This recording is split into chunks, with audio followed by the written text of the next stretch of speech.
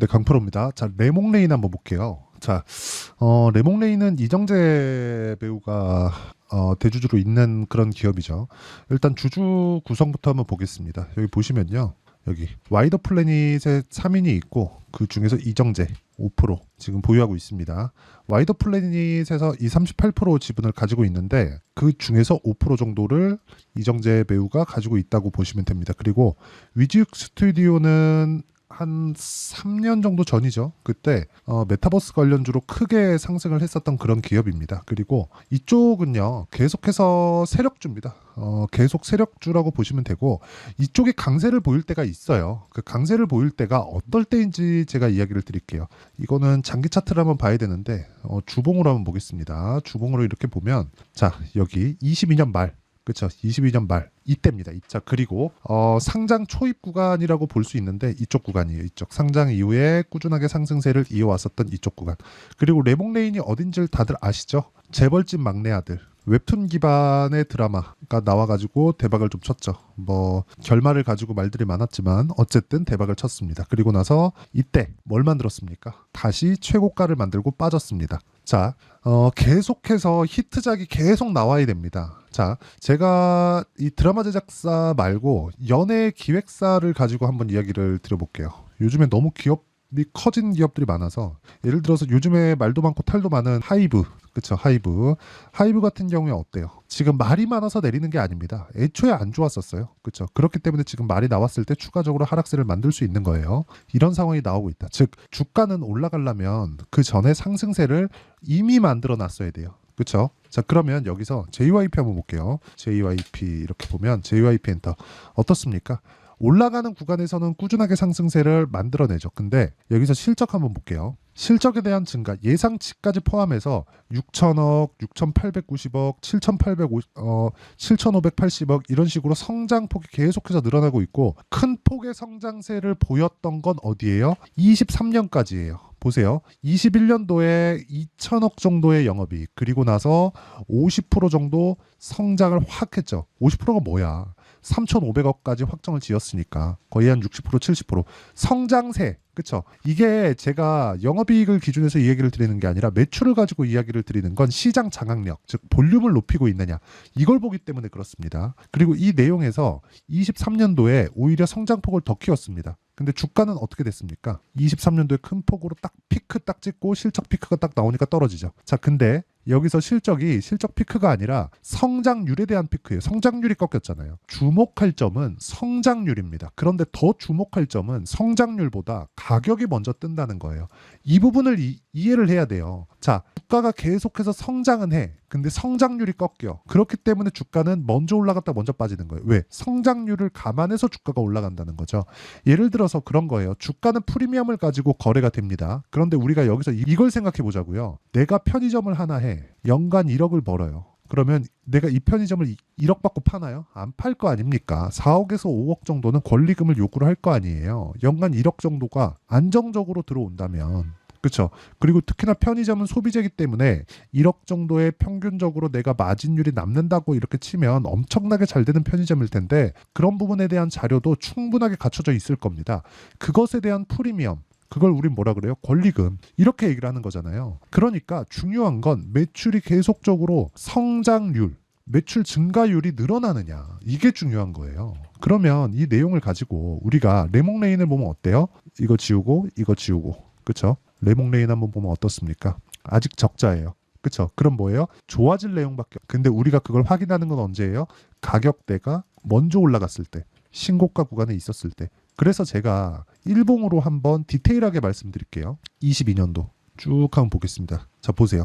여기입니다. 고가 만들어 놓고 딱 이 구간에서 어떤 부분이 발생했는지 아십니까? 재벌집 막내 아들이 22년 연말에 딱 나왔습니다. 그러면서 기대감 딱 반영시켜가지고 주가 상승 시켜놓고 신고가는 만들었지만 신고가 이후에 주가가 다시 빠진 거예요. 왜? 매물 소화 과정을 이겨내지 못했다. 실적에 대한 추가적인 후속타가 없었기 때문에 그렇습니다. 그렇죠? 그러면 우리가 지금도 마찬가지라는 거예요. 제가 기사 하나 보여드릴게요. 이거 절대 따라하면 안 됩니다. 자, 내용 보세요. 이정재는 490억 주식 부자. 따라 산 개미들 처참한 결과. 자, 왜 그런지 이제는 아셔야 돼요. 신고가를 만들어내지 못했다. 그쵸? 가격이 먼저 반영해야 그런 강세 구간에 있다. 자, JYP 엔터 제가 아까 전에 보여드렸잖아요. 그렇죠? JYP 엔터 어떻습니까? 신고가 구간에 돌파하고 나니까 꾸준하게 상승세를 이어가죠. 근데 여기서 뭐가 꺾였어요? 매출 증가율이 꺾였습니다. 이걸 돌려야 돼요. 주가는 앞으로 매출 증가율을 유지할 수 있을 것이라는 기대감을 가지고 주가가 올라갔는데 매출 증가율이 꺾인 거예요. 근데 실적은 좋아. 기업은 돈을 잘 벌어. 근데 주가는 계속 빠져요. 이거하고 내용은 다르지만 뭐가 다르냐고요. 보세요. 요거하고 뭐가 달라요? 자, 보시면 실적 장세가 이어지면서 이유 없이 오르던 테마주들의 움직임이 다소 시들해졌다. 왜 이유 없다고 표현하느냐? 일단 기자가 모른다. 이게 첫 번째가 있고요. 그리고 두 번째는 무슨 내용이 있냐면 기대감이라는 부분을 어떻게 수치화시킬 수도 없고 내용으로 표현할 길이 없기 때문에 이거를 이렇게 두리뭉실하게 표현을 하는 겁니다. 그래서 제가 계속해서 말씀드리는 게 우리는 가격적인 부분을 보자. 그 기준이 되는 게 신고가다. 그리고 신고가를 이해했을 때 우리가 어떤 매매를 할 수 있는지 보겠습니다. 이 내용 보시면 자 보세요. 신고가 구간에 매매했을 때 35% 정도의 수익 구간. 최근에 이쪽에 전기 관련주들이 상당히 강하죠. 일진전기 같은 경우에도 보면 어때요? 올라가는 구간. 3월 달에도 5월 달에도 계속해서 올라가는 구간에 매매를 하죠. 그랬을 때 뭐 2%, 1% 적게도 나지만 13%씩 이렇게도 수익 구간을 만들어냅니다. 매매하다 보면 이렇게 1.7%씩 손절하는 그런 구간도 있지만 그 뒤에 8%, 13% 이렇게 꾸준하게 수익을 내고 있고요. 이 내용에 대한 부분을 제가 여기 소통방에서 모두 공유하고 있습니다. 종목만 딱딱딱 찝어가지고 이야기를 드리고 있고 무엇보다 저렇게 신고가를 가지 않는 종목들은 매물에 대한 저항을 받을 수 있으니까 절대 하시면 안 됩니다. 저거 따라 하시면 안 돼요. 하지만 많이 빠졌기 때문에 그 세력이 들어와 있고 많이 빠졌기 때문에 이 구간에서 기술적 반등이 나올 수 있는 상황이 나올 수 있습니다. 그렇기 때문에 그 내용을 제가 여기 소통방에서 모두 공유를 해드리도록 할 테니까 구독과 좋아요 눌러주시면 제가 무료 입장시켜 드리도록 하겠습니다. 상단에 있는 전화번호로 구독 또는 10억이라고 문자 보내주시면 제가 소통방 입장 링크를 순차적으로 공유를 해드리고요.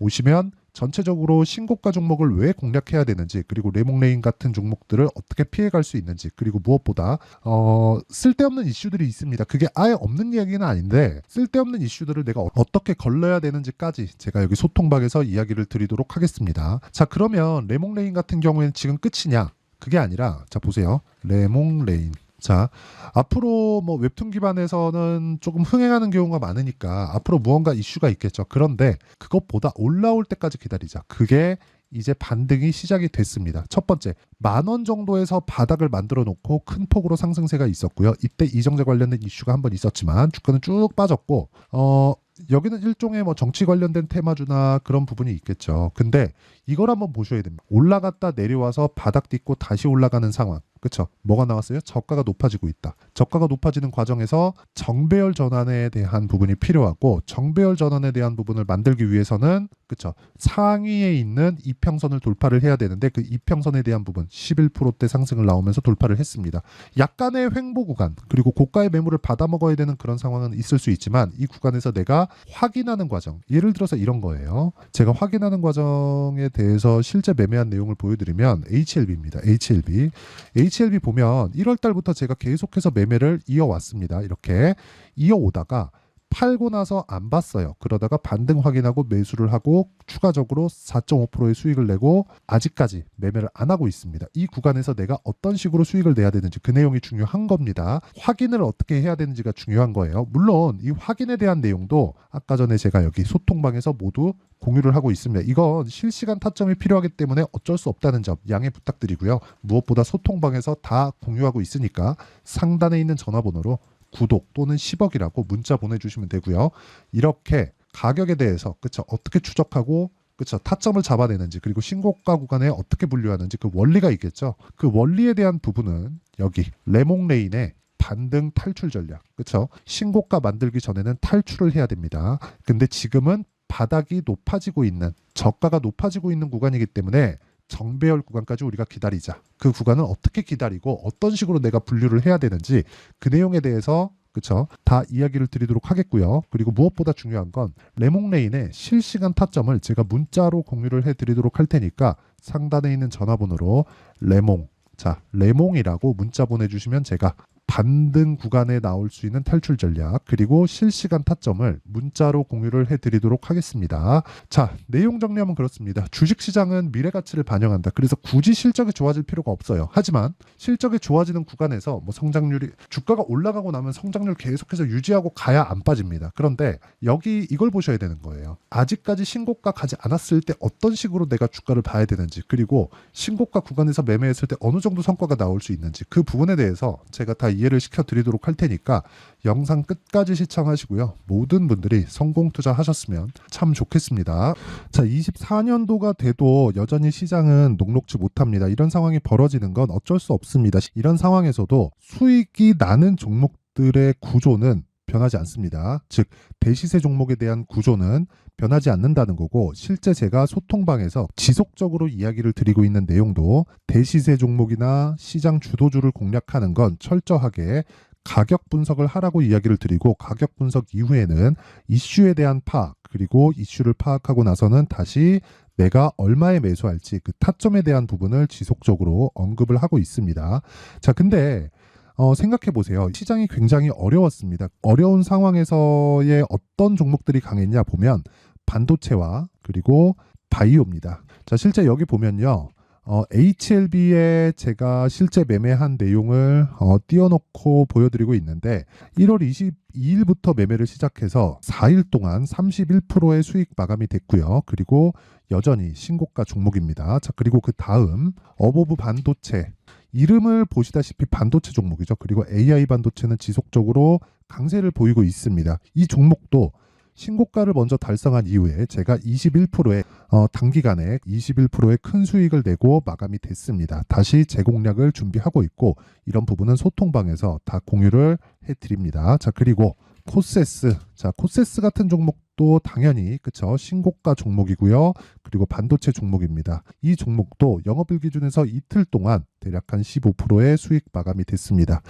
내용을 한번 보시면 어떻습니까? HLB를 포함해서 뭐 30%, 20%, 뭐 15% 이런 식의 수익이 지속적으로 발생하고 있는데, 이 세 종목 모두 다 신고가 종목이고 1월 달에 시장이 약세를 보이고 있는 구간에서도 강했었던 그런 종목입니다. 특징점이 하나 있는데, 그 이슈에 앞서서 가격이 먼저 반영했다는 거죠. 그렇게 제가 가격을 먼저 보고 이슈에 대해서 파악하는 이유는 결과적으로는 큰 시세를 먹기 위한 사전 준비 작업입니다. 실제로 큰 시세를 먹기 위해서 사전 준비 작업을 했을 때 여기 레인보우 로보틱스 127%, 그리고 ISC 98%, 그리고 한미반도체 97%의 큰 수익을 내는 상황을 만들 수 있습니다. 어떤 식으로 소통방에서 진행됐는지, 그쵸? 그 상황을 제가 이야기를 드린 건데, 이런 상황도요, 당연히 신고가를 공략했을 때 가능한 겁니다. 자, 그러면 이번에도 마찬가지입니다. 그쵸? 정부 주도의 코리아 디스카운트 해소 방안이 2월 달에 발표를 하고요. 그리고 2월 달에 발표된 내용을 토대로 주가가 움직이는 게 아니라 이미 움직인 내용이 있죠. 실제 이 내용은 크게 중요한 게 아니라는 겁니다.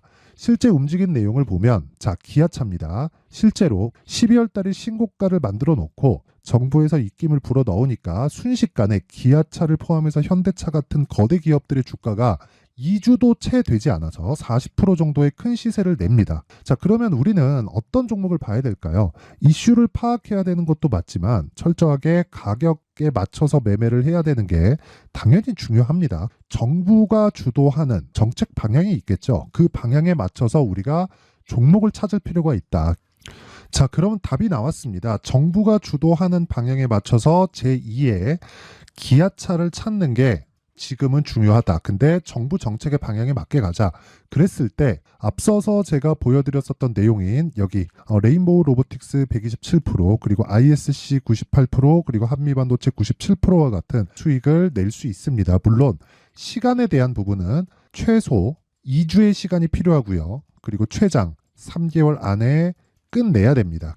자, 기아차의 시세를 보셨던 것과 같이 2월 달에 정부 정책의 방향이 결정되고요. 바로 3월 달이면 시행입니다. 자, 그러면 우리는 거기에 맞춰서 당연히 종목을 찾아야 되고, 제가 제2의 기아차를 찾아놨습니다. 제가 아까 전에 소통방에서 이야기를 드렸었던 내용 다 공개를 해드렸는데, 그 내용처럼 종목만 받고 싶다 하시는 분들은요, 상단에 있는 제 전화번호로 대시세, 자, 대시세라고 문자를 보내주시면 정부 정책의 방향에 맞는 종목을 모든 분들에게 무료로 공개를 해드리도록 하겠습니다. 자, 제가 원하는 건 채널 성장이 목적입니다. 자, 그래서 구독과 좋아요 꼭 좀 부탁드리고요.